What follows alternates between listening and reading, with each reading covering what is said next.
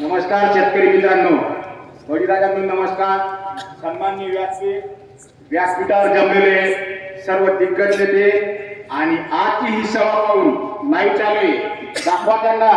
Facebook live ते खूप करतात, सोशल मीडियाचा वापर पण खूप करतात की बघा हा जनसागर सहकार मंत्री अण्णासाहेब विखे पाटील यांच्या विचाराने हा बांधलेला समाज, हा या परिसराला लागलेला सुजलाम सुफलाम आणि हे वैभव.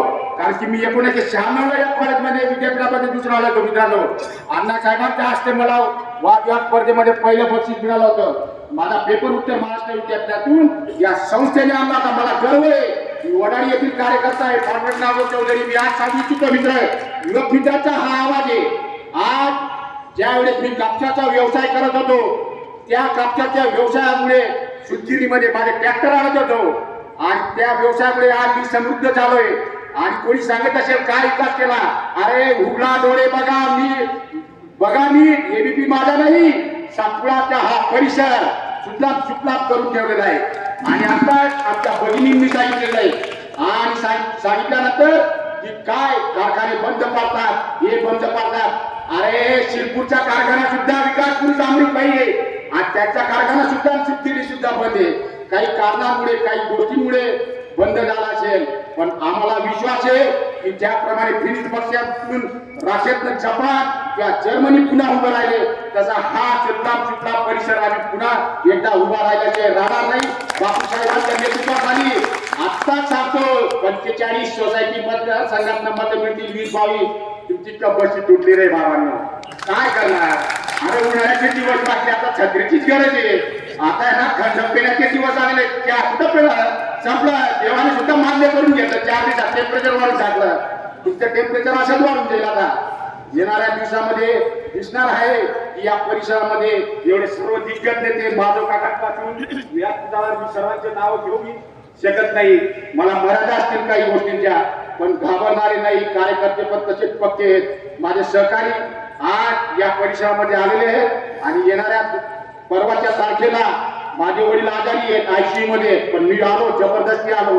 मला सकाळी तिथे फोन आला तुमचे नातेवाईक तिकडे जात आहेत, बंगल्यावरती दिसत नाही. मी त्यांचा कार्यकर्ता होतो. मित्रांनो, मान्य करतो विचारांच्या दिशेने, पण आम्हाला सुद्धा तिथून किंमत नाही. आम्ही बघितलं, बोलणारे तिथं चालत नाही, तिथं फक्त हाजी करणारे पाहिजे. त्यांना माहिती की बोलणारे जर उभं केले त्यांना तोड आम्ही बोलू शकतो. कोणत्याही विषयावर आम्ही जाहीर डिबेट करायला तयार आहे. If you want to talk with me, then I will be ready for any discussion. It will be the agriculture, it is the politics. Why you should not discuss with me? मी प्रश्न विचारित तिथं नाही. असे लोक नाही चालणार. फक्त होती हाजी बंगल्यावरती पाहिजे आणि तसेच लोक चालतील. नाही, इथं शिक्षक भरताना आजच अशा गावागावामध्ये चर्चा आहे की नाही, इथं पाहिलं जात नाही, इथं क्वालिटी पाहिली जाते आणि क्वालिटीला दाबू नाही शकत. टॅलेंट इज ऑलवेज कॉम्प्लेक्स, एवढं सांगितलं.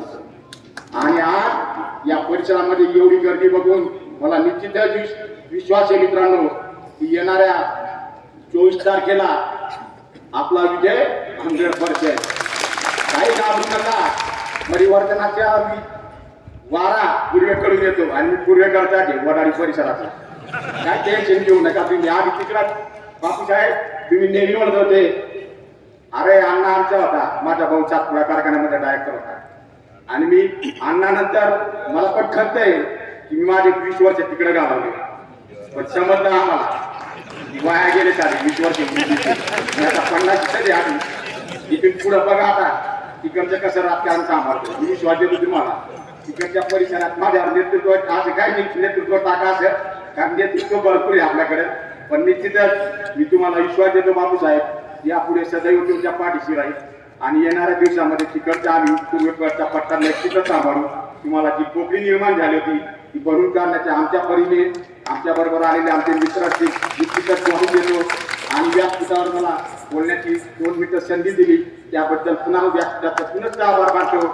आणि मित्रांपेक्षा समोर होतो की मला एकच एकदम जोरामध्ये सांगा, आपल्या पॅनलचा विजय निश्चित. आगे बढ़ो अन्ना साहेब, तुम आगे बढ़ो.